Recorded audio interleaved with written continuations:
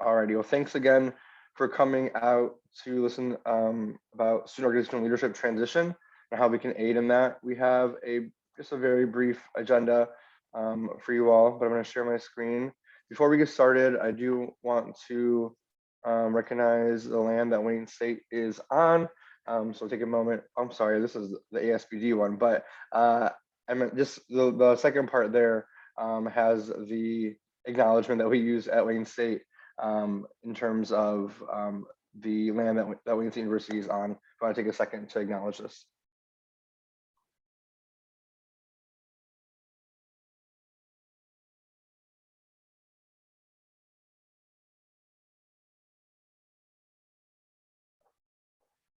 Alrighty, so that's what copy and pasting gets you, I guess. There's a brief agenda today, so we just went through introductions. We're going to hear from various folks that have already introduced themselves in the beginning about these items here: best practices of transitioning, re-registration process, and how the Get Involved system works. If you haven't re-registered before, it's Heather will talk about that in a bit. Elections and how Joseph can help you out using the resources there to process elections. E-board positions, if you're a newer organization and need help thinking about this or reaching out to folks. Same with bylaws and agenda and minute taking. Additionally, we'll have Megan from the Student Center to give some updates, and then we want to hear from you all. But this can be a dialogue as well. So if there's any questions throughout the event, feel free to unmute yourself or ask a question in the chat box and kind of go from there. But without further ado, I'm going to stop sharing my screen because we're all going to share our screens back and forth with that. But we're going to kind of transition to just talking about, if you want, put some questions in the chat box of what you are kind of here looking for. I know there's a lot of folks from BSU, there's other folks that are newer organizations, some folks from professional schools here as well. If you want to put any specific questions, put them in the chat box and we'll keep those in mind as we present. But I'm gonna pass it over to Amanda and kind of just give her feedback and some tips and tricks on transitioning and what are things to keep in mind, and then we'll kind of move forward with resources from there. Hi, everyone. So I really just wanted to take this opportunity to tell you all about a resource that we're hopefully going to be rolling out sometime this week. It'll be called a transition guide. Within this, we really want to talk about updating your roster, preparing documents and resources for your successors, scheduling a meeting to pass the baton, taking the time to reflect on your goals and helping the next team really come up with some SMART goals. And then also how you can really look at what worked, what didn't work, and what you can do with that information. Furthermore, from there, we just want to make sure that we're giving everybody the resources to maximize your efforts from year to year, especially if you are in an organization. So within that, we'll include details about what different positions that you might have, which ones are really important to have within your bylaws, how you can outline that, and just really going into the details of everything that you need to operate successfully as a student org. In the meantime, I really just wanted to touch on some best practices that you could do for now. So whether you're a student organization looking to bring on your next group of officers, or it's really your first year and you're still trying to get everything together, I think the most important thing is to figure out exactly where you want to hold all of your documents and resources. So Get Involved has the capabilities for this, whether you want to just put your best practices, your bylaws, everything like that in one place, just trying to get everybody on the same page. You could use Outlook, Google Drive, and there's also just so many other resources in that manner. Just, I think that it's important to get your whole organization on one platform. So definitely work with your teams to figure out that. Furthermore, from there, it's really important to make sure that the next upcoming officers that are moving into the positions have all the resources that they need. So finding the time to schedule your current vice president with the upcoming vice president and different things like that are really important. And especially making sure that your current team is prepared to put together all the resources that they can to make that transition as seamless as possible. I also think it's important to focus on what worked for you as a team and, using that information to help guide the next set of officers. So from there, does anybody have specific questions on how we can clarify how you can utilize those best practices? I see we have something in the chat. I do have a Great. question as far as the platform thing goes. With all the different platforms, what's recommended? Like, for instance, one of the orgs I'm involved with Toastmasters, like Toastmasters International has its own thing, and there's microsites and stuff like that. But for syncing, for efficiency, what do you recommend? Do you recommend Outlook or Canvas or Planner within Outlook? I mean, what? It can be a lot.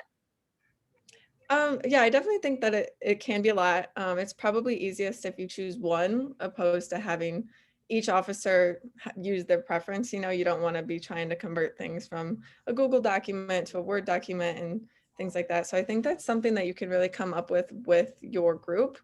In one organization, we use Outlook and it keeps everything really seamless, especially even if you want to create like emails for each officer member and things like that, where it's all very unison. And then if Brandon wants to touch on how Get Involved can also provide those capabilities. Sure, I'll can- pass over to Heather. Yeah. Okay, so I can pull that up.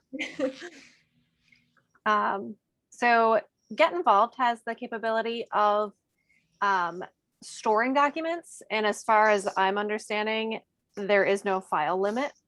So that is also a draw. Whereas, like, for example, if you use a Dropbox, you get like your 2 gigs or whatever it is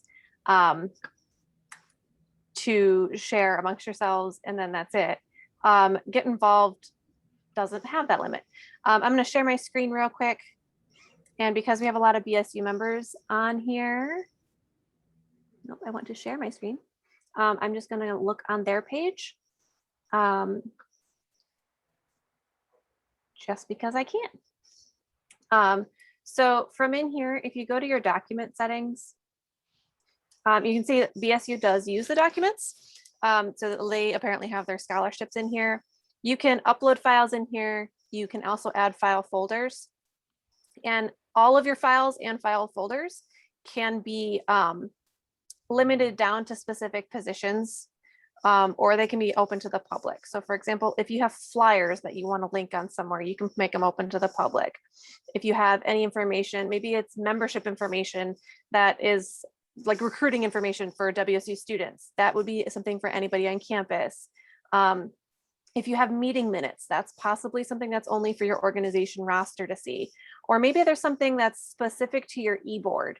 You can set it to specific positions and select those positions of who can see that specific document. Maybe it's something for your secretary to keep track of who is attending your meetings, or maybe there's dues that you have to keep and it's an Excel spreadsheet of who's given their dues and whatnot. You can set that to whoever needs to be able to see that document, and then nobody else will have access to see that. The perk of doing it in Engage is that you don't run the risk of losing the login information, or like maybe your entire e-board graduates and oops, somebody forgot to give the login information and you have it on a Google Drive somewhere. Good luck tracking down the previous e-board sometimes. If it's in Get Involved, if that happens, DOSO has the capability of saying, okay, you're the new president, here you go. And then all of the documents are stored within the system. And then everything in here is run based on your position, not necessarily by an access ID. So once the new president comes in, the new president gets access to all the documents the president needs to have, and so on and so forth. So that's, personally, I would recommend putting things in Engage or another system that Wayne State operates, because typically if Wayne State owns it, you have a better way of recovering, as opposed to using like a Google Drive, where if somebody forgets to transition to the next person and they're not responsive to email after they graduate, then you're kind of SOL on getting that information back. So.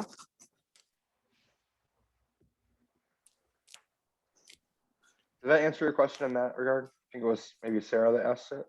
Yeah, absolutely. Thank you. Now, when you're saying Engage, you're referring to Get Involved, Sorry. right? Yes, Get Involved. Okay. Apologies. It's okay. I just wanted just clarifying. Engage is the product. I apologize. No worries. Get Involved is what we call it on campus. Yes. Got it.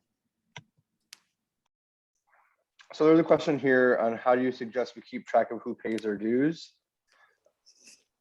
So, I mean, there's different ways. I'm not sure if Amanda or Golda has like firsthand experience. When I was an undergrad and we did it just through spreadsheets and through Excel. You also potentially could open up different access in your roster. So if you want to, Heather, I'm not sure if you want to talk briefly about rosters and positions, since you mentioned it with the ability to share files, but say non-doing pay members are not able to get certain access to vote or to see certain files, that can be done through the roster as well, opposed to paying ones. And you can internally track who maybe has and hasn't with like if you want their title to show or not they have paid or not within the roster as well.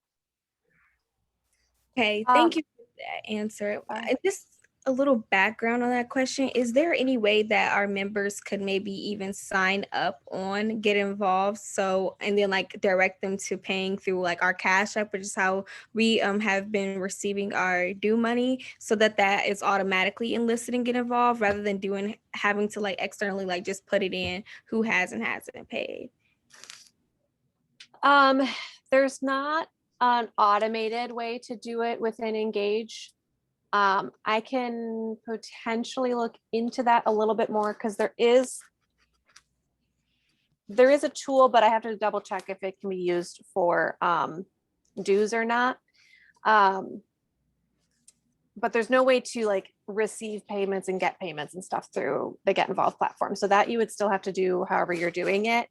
But then you could use the document section to house that document. And maybe once a week, it's the secretary's job or whoever, or the treasurer's job to go into that document, download it so that they have the most current one, make updates, and then upload it again. And the platform does keep track of the same document. Like if you upload a new document to that document and you update that document, it'll keep track of all those updates. So you don't have to like delete the old document and then put a new one in. You just upload the new document. It doesn't work live like you would in like a Google Drive setting where you can just enter it in and close it out and it saves. You do have to download it and then upload it again. But at least you have access to it, and you can close that. Obviously, like your general body members probably don't need to see that document. But you can also set your roster settings for, say, for example, the documents. Maybe only your secretary and your treasurer need to have access to to actually editing those documents. That means that those two people are the only ones who are allowed to upload and make edits to those files. But then maybe everybody else in your organization has view access. You can change the various settings. Let me go into the roster real quick because I think we can answer some of the rostering questions with that real quick. So if I come into the roster, and BSU has a lot of organization created ones, so that's also really, really great that you guys are using this tool. So you can see that they have lots of different positions in here. If you come up in here to manage positions, you can see which ones are organization created, and then if they have an actual name here, it means that it's a position that's created by DOSO in the system. So like for example, if I go into the co-president position, right now the co-president has no access to any of the admin features within the BSU organization. But say we wanted to change that. I personally don't recommend giving all access to everybody because then somebody could slip up and do whatever. I mean, maybe a co-president does need all access. That's up to BSU to figure it out for their organization. But maybe they need limited access to certain things. Maybe the co-president needs access to creating events, or maybe the co-president only gets to view the events on the back end, but they don't get to create events. Does that make sense there? So there's different access. Stop me if I'm going too fast, everybody. There's different access for different things. So for each of these tools in here, ignore finance, I'd have to turn it on. That's the one I have to look up and look up for you guys. But there's different tools within the system and each tool has a different level. So if you want somebody to be able to edit the roster, full access would give them the capability to edit the roster. View access would just give them the ability to view it on the back end. And so on and so forth. So I'm going to go back to no access so that BSU can make those changes.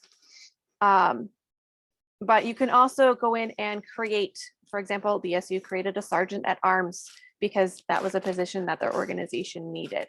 You can go in and really curate what the roster for your organization needs to look like. And then when you come into the roster, it's just as easy as clicking on this pencil and assigning them a role or unchecking the role if they are no longer in that position. Did that answer? I think that answered the questions. I can't see the chat while I'm sharing screen. There we go. I think there's no response, but keep that up really Okay. quick because Yep. there was another question from Kendra. Is get involved better to sign up students? And so I said, yes, recommend that your roster is always up to date. And so you can either invite students with that button right there on top, on the top right, where you can, invite them by using their access ID and putting it there. And then it sends them an email and then you can approve or deny it. Or if you go back to the roster, any student that has stumbled upon your organization would be under perspective. And so you can see there's 18 prospective students that have requested to join the organization or to be on the roster, and by clicking their name and then either sending a message or just clicking on approve or deny. So we always recommend that your roster is up to date. And that's what we utilize to make sure that you're part of organizations and whatnot. And also once you're in the roster, we haven't really advertised this as much, but there is an involvement record. And this will all be tracked within your involvement record, which is kind of like your co-curricular and extracurricular transcript outside of your academic transcript, but telling you what you're a part of. So when you go apply for jobs and our employer's like, oh, what were you involved with on campus? This shows you everything as well. And so I know we got a little bit off topic, but Heather was going to show us about. Sarah asked a question about. Oh, what about the president graduating in May as co-president? Okay. So that's a key part of why we're having this meeting. So we're hoping to avoid that. You can change your positions at any time. So you can change to the new president now, you can change it in May, it's just important that that change happens. Organizations, so May 10th is going to start the re-registration period for next year. If after May 10th, you haven't done your roster change, you can still make roster changes and you can still register. You just cannot do anything else in your platform until you re-register after that. So if after May 10th, your organization freezes, which I'll explain that in a minute, you haven't switched to your, let's see, you have a co-president. Co-president doesn't have access. Just have the president go in, edit. They need to make sure that the co-president becomes president before they remove themselves as president. That's key, or else they won't be able to edit it. But it's a real quick click of the button. So, and that can happen at any time. It can be once you have your elections, it can be once the election period starts for your organization, because we understand that many organizations have different starting phases for their e-boards. Some of them start in May, some of them start in the fall. So it doesn't matter to us when you do it, we just make sure that you have a currently registered president, and that president is the one that submits the registration for you. So does that make sense? Yes, thank you. Okay. Okay. Cool. Do you want me to keep this screen open, Brandon? Yeah, was there anything different in the re-registration process? Did you want to show them how to do it, like on their page or? Yeah, so there's nothing different about the re-registration process. Let me go to the home screen for BSU. So right now, everybody who's currently recognized looks like this. They just have, this is the managed side of their home screen. As of May 10th, everybody's going to get flipped over to Frozen. So your page is going to look like this. This is an organization who hasn't recognized this year. So when you go to your page, as long as you have registration access, so typically it's your president. We prefer the president submits this. You'll get this blue bar across the top and says, please submit by this date and re-register the organization. Once you click on that, you just guide through the questions. It's the same questions as last year. We've made no changes, at least as of yet. So you just kind of click through. It has all your saved information from the previous year. We just ask that you review it closely. It'll ask you to go in and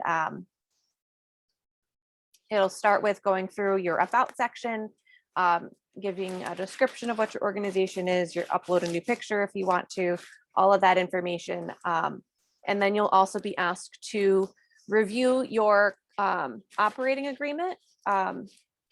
If you need a copy of that operating agreement, we just ask that you contact our office. And we can get it to you if it's not already uploaded to your documents. We are trying to go through and get a PDF of everybody's operating agreement and upload it to your documents page. If you don't see it there and you want to review it, just shoot us an email and we'll get it to you if you need to review it. If not, you acknowledge that there's no changes to your operating agreement. And then we also have just the university policies for you guys to agree on as well, to make sure that you all follow the non-discrimination, Title IX, et cetera, those kind of policies. So another good thing to remember is that when you are adding people to your roster, please use your Access ID email. It confuses the system if you try to use like Heather Marks at Wayne, whereas like you could log into Outlook with Heather, well, I can log into Outlook with Heather Marks at Wayne and it'll recognize me, but the system sees DU6895 as my username. It thinks Heather Marks at Wayne is a different user. So when that student who you sent the invite with their name gets an email, it's trying to connect those and it can't. So it gets confused. So please make sure you're using your Access ID when you add people to your roster. And a quick follow-up question to that, you would when you re-register an organization, you're adding people to the roster. Is that something that only the previous president would, or would anybody who has access to the page, can they add all the new e-board members to this page? You can add anybody to the roster at any time throughout the year. You don't have to do it as part of the re-registration. We ask that you review it during the re-registration because that's when we actually check if you're registered for classes. So we require that your president plus one other member is a currently registered student. We don't go through and check your whole roster. But your rosters should technically be mostly students of Wayne State. But we don't go through and check everybody because that's a lot. We check that the president and one other person is registered. So you can go in today and make sure that your roster is up to date. I would recommend starting to do it now because then you don't have to worry about, oh my goodness, is our whole roster in there? Start getting people in there.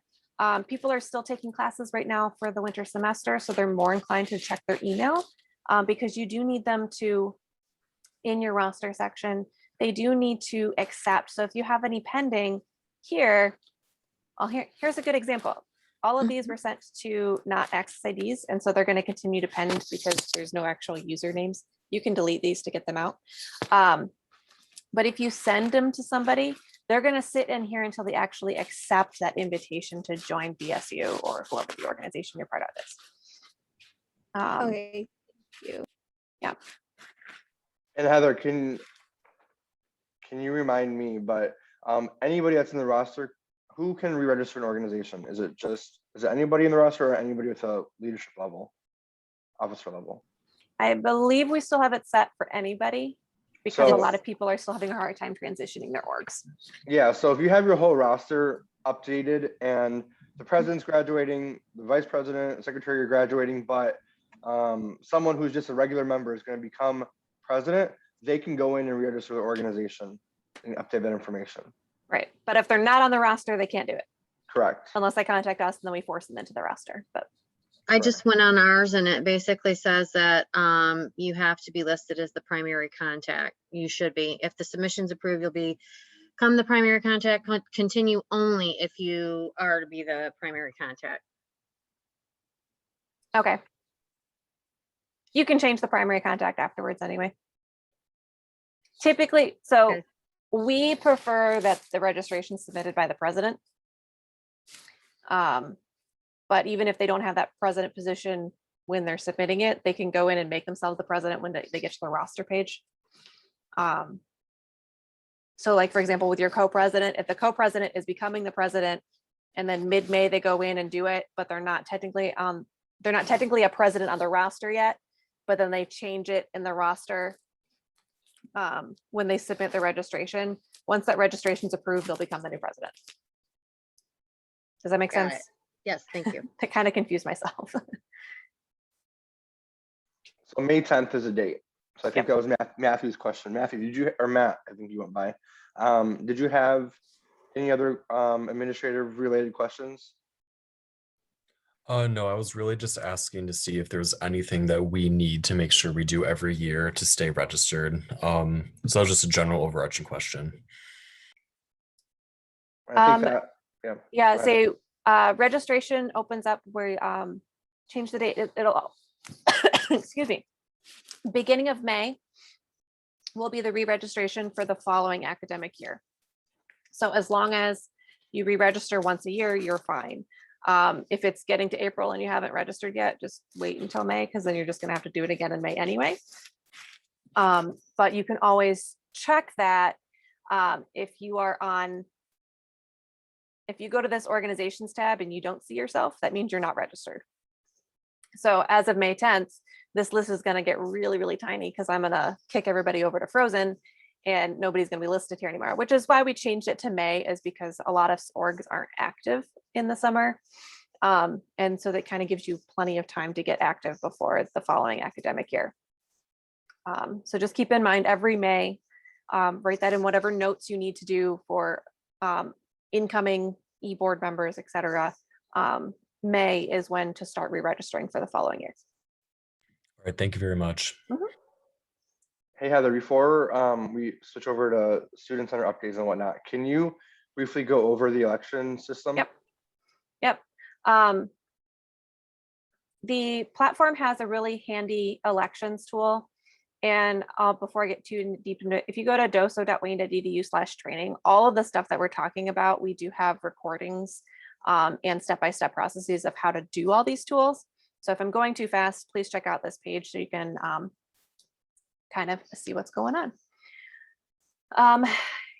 Let me go to LSA's page because they actually have elections that they've run.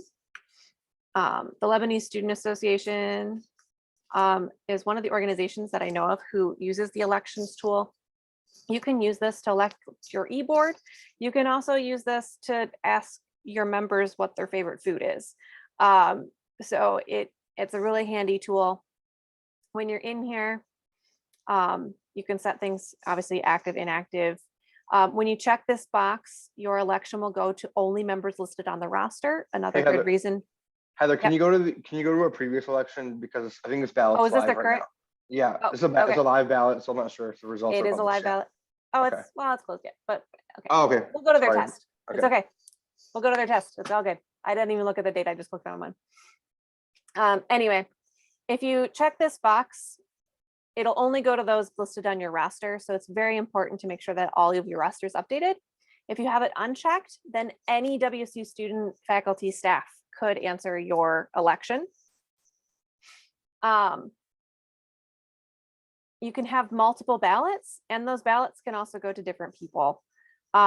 You also have the opportunity to send to a specific group of people. If you do need a specific group, for example, the campus activities team might have an election for all students who have attended one of their events. So they have the access IDs of everybody who's attended, and then they're going to have to work with me to create an eligibility list, which LSA has done. Then that eligibility list goes on this fancy ballot. They ask whatever question they're doing. And then it goes to just those specific students. But I won't go too in deep into this because I know Student Center still has to present, and I just realized it's 3:40 and I can go on forever and ever. If you want to chat about elections you're very interested in it, I'm happy to do a one-on-one with you as well. But again, we also have the training video on our site. Any quick follow-ups about elections? All right, thanks, Heather. We're going to transition really quick to Megan, who's here from the Student Center, to give some updates on maybe what fall will look like. Awesome. Thanks, Brandon. Again, so I'm Megan. I'm from the Student Center. So the main thing for you all to know the difference between what I do and what DOSO does is go to them for any questions you have about your actual student organization. Come to me when it you have a question about the logistics of your event. I'm not going to be able to help you with get involved or anything like that, but when it comes to getting a table, extra chairs, the timing of your organization, that's when you come to us. So I'm going to share my screen. Brandon, can I share my screen really quickly? Okay, thanks. Cool. Give me one moment. All right. So we're going to hypothetically welcome you back to the Student Center. Currently, we are closed due to the university closure, set to expire April 29th. There'll be more emails sent out about that, whether the extension is the closure is extended, or if you can come back. But as of right now, the Student Center is closed to all students, faculty, and staff, with the exception of a vaccine clinic or athlete COVID testing. So the Student Center, when it is open, we do have signage throughout the building regarding COVID safety. So we do have everyone in the building wearing their masks at all times, with the exception of when they're actively eating or drinking. And we also made adjustments to the common spaces and lounges. So they're spread apart about 6 to 8 feet.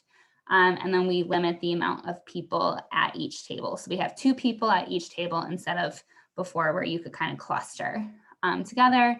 And then we've also worked with facilities and management and custodial for cleaning and disinfecting. So go to the next page. So as I said, right now we are closed. Our summer building hours are Monday through Friday, 8 a.m. to 6 p.m. So whenever the university does decide to open back up, you can come in during those times, but we are going to be closed on the weekends. If you do need a place to study over the weekends during the summer, the library will be available on Saturday and Sunday, and we are still waiting to see what our fall building hours are, since we currently don't really know what the fall is going to look like just yet on campus.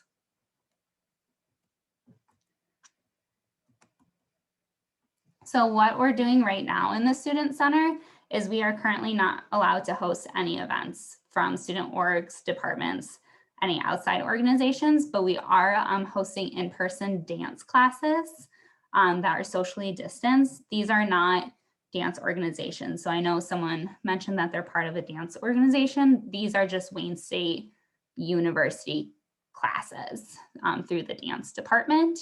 But that being said, if you have a situation, we had someone wanting to take their LSAT. If there's a situation where you need a private space and you don't feel that your home situation will help you with that, just contact me and we'll work to get you a private space to take that exam, telecounseling sessions through CAPS.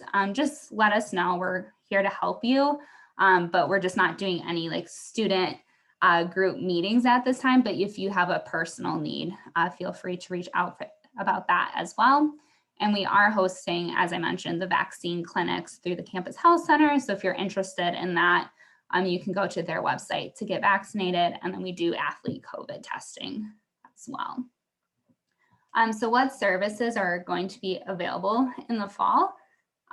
This is all preliminary right now and subject to change, but we do have our food service, so Midtown Market, Starbucks, Taco Bell, Panda Express, ATMs, the Michigan First Bank, the Student Center Administration is what I'm representing here today, religious and spiritual centers. Departments are to be determined. Each department's going to kind of decide when it's safe for them to come back. And I think a lot of it's going to just depend on the governor's order. And then lounge space as well for you to kind of gather in between classes and whatnot. So what does this mean for you as a student group representative is you can start booking your 2021 fall reservations. I've listed the website you can go to. It's ems.wayne.edu.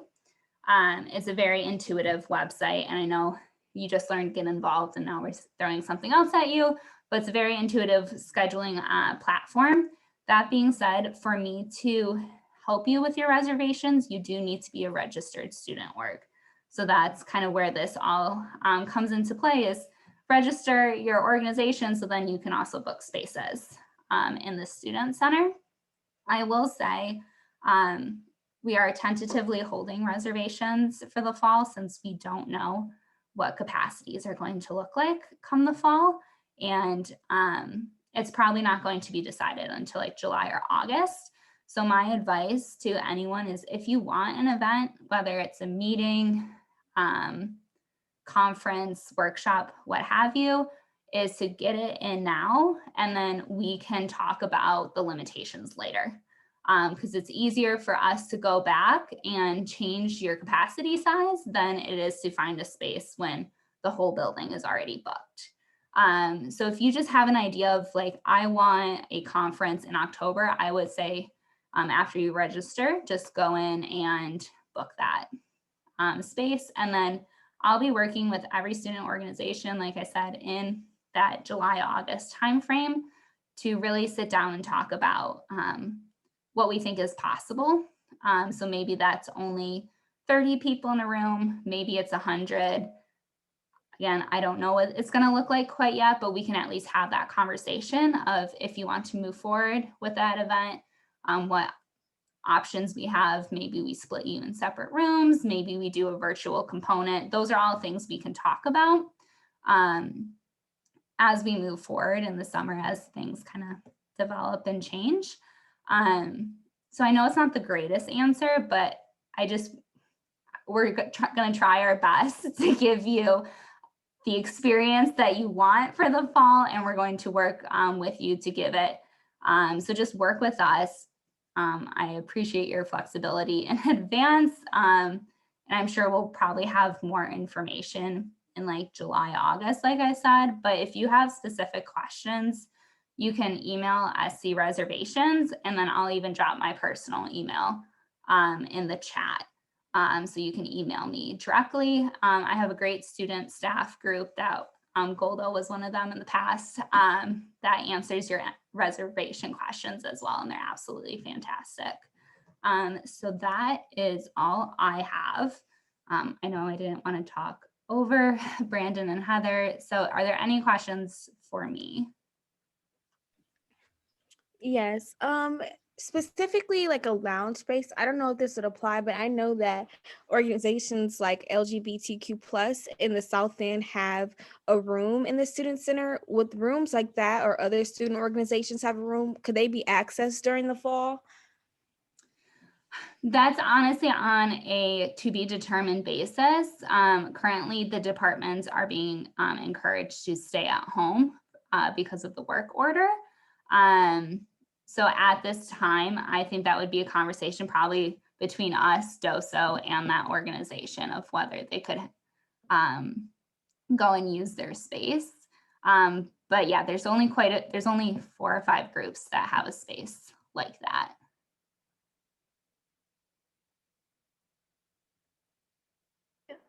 I have something to add about the events, and Megan, this might actually help you guys out as well. The Get Involved platform had an update recently. I know many of you probably have used the check-in feature, which Brandon has dropped the link in for. Any event that you create in the Get Involved platform, you have the ability to do both virtual check-in, but you also, in personal settings, can check people in with an app on your phone. They have added the ability to check people out because they know that universities need to watch their room capacity sizes.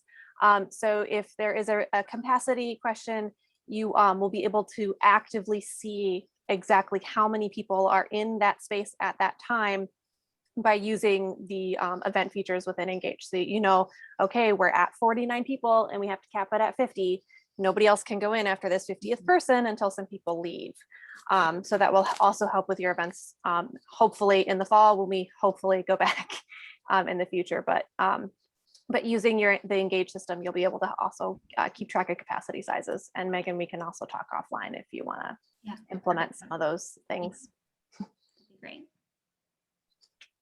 Okay, well, if no one has any other questions, thank you for listening to my talk. Thanks, Megan. So we have about 10 minutes until the end of the program. The only thing I wanted to talk more about was just an overview of agenda and minute taking, and then of course e-board positions. But I don't want there's some more established organizations here and whatnot. So if there are any open questions, we can take those now, and then those folks that want to leave can leave. And then Heather has one last thing as well to share that Doso is doing in terms of partnership with marketing as well. So Heather, did you want to do that first while they think of their questions, or? Sure, I can do that. Okay. Marketing is looking for more photos of students being active both in campus, around campus, and within the Detroit area. So we've been partnering together to work with a way to get some photos, because with being out for a year, marketing needs some fresh content. So there is a contest going on. If you go to the Get Involved homepage, one of the alerts across the top, it says Become Wayne State Famous. We're asking students to submit photos of you just doing stuff, or you with your student organization. It doesn't have to be something from the past year or anything like that. Just we want active, smiling faces of our students doing things. There you go. So submissions go through this weekend, so submit by Sunday. And if your photo is chosen, we're awarding money to be used at Underground Printing. You'll be receiving a gift card, so that way your student organization can order some apparel. So nice and easy, just you want your picks.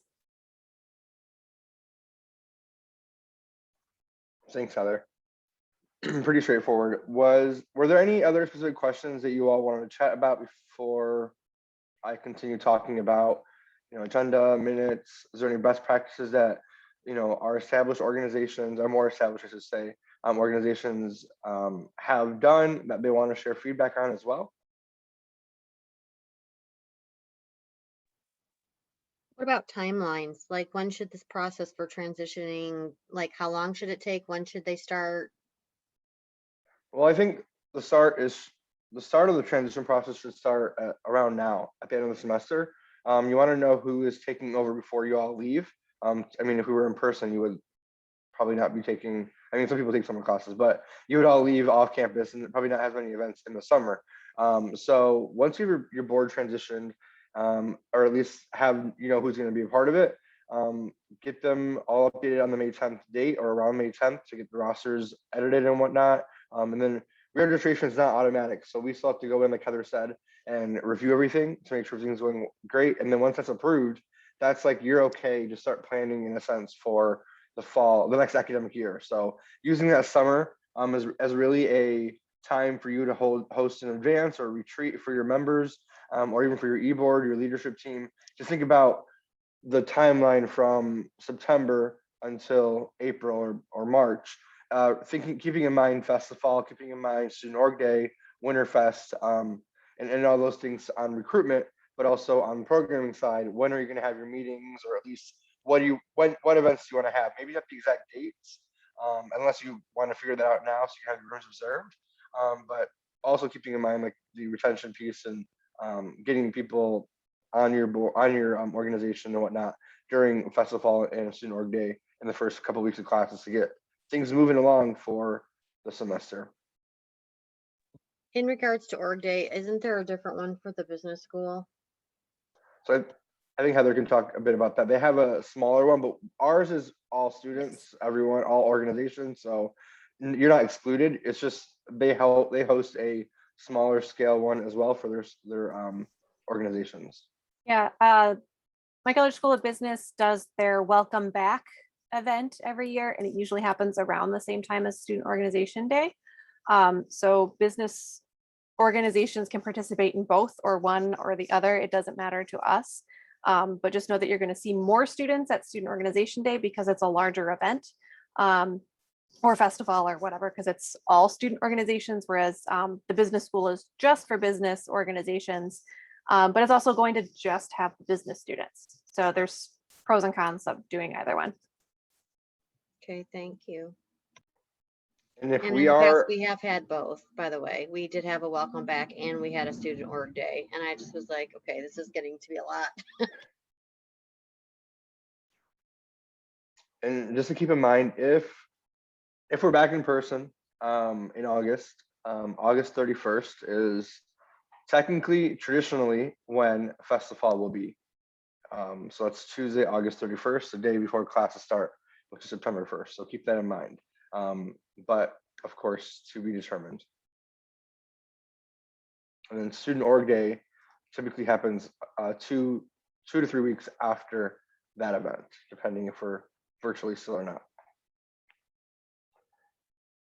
Thank you. Yep. Any other specific questions? Yes, and I'm sorry if this wasn't clarified. So on the roster, is that anybody, like the roster should include anybody who is just a general body member of your organization? And then Yes. you'll clarify who's a leader based on the position title. Correct.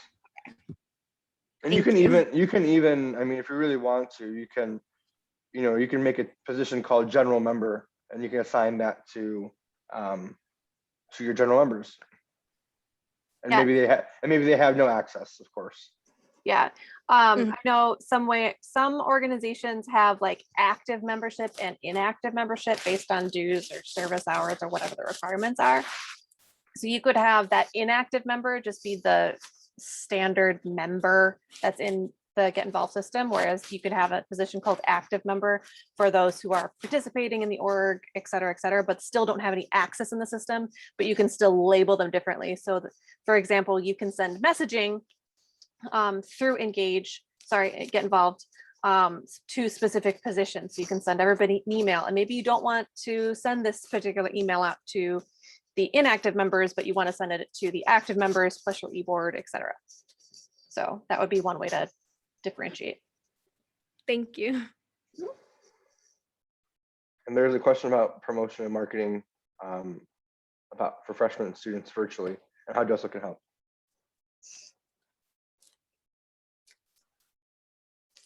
Did you want to take that one, Heather, or do you want me to talk Sorry, about as the I had promotion? somebody direct message me in the comments. What Oh, was okay. that? There was a question about promotion and recruitment to first-year students virtually.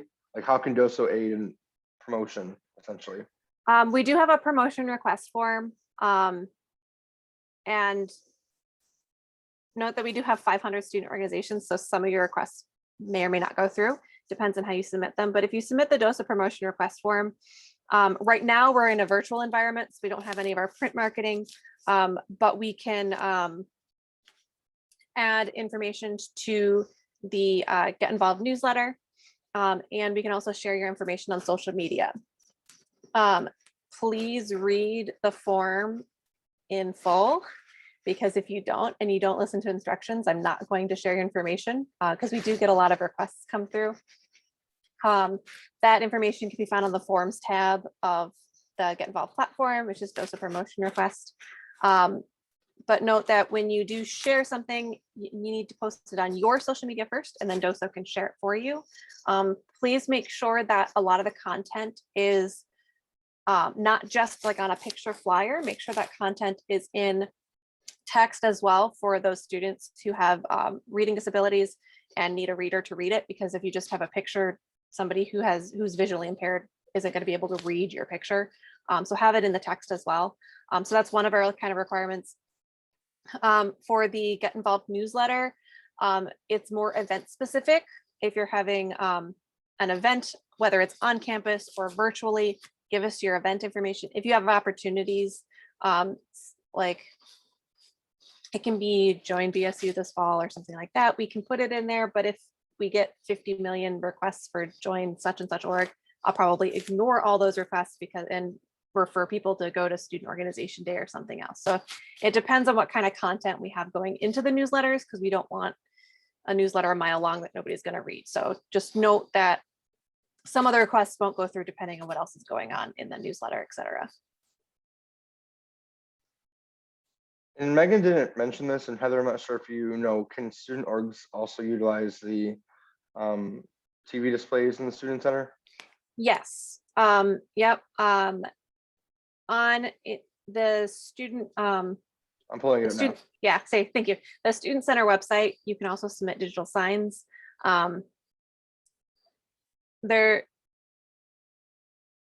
They have the dimensions listed. They should have the dimensions listed on there, but that one is graphic.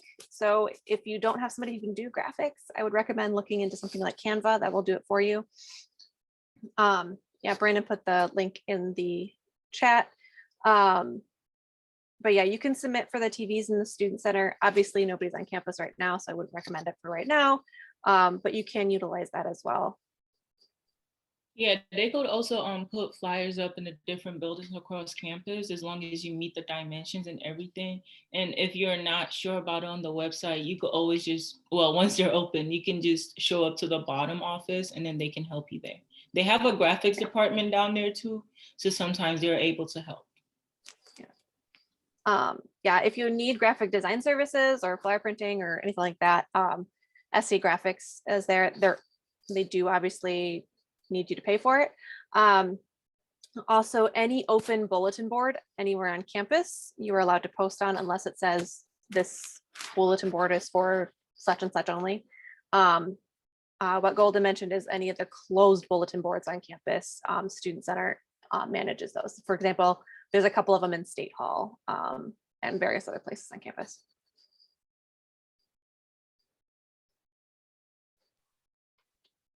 So I know it's past 4 o'clock. Are there any final questions?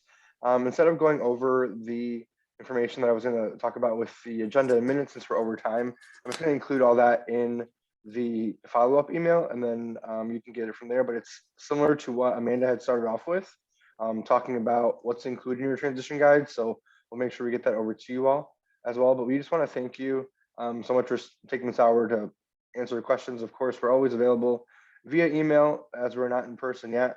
So I'll put my email in the chat box as well, but feel free to reach out to either of us for more information.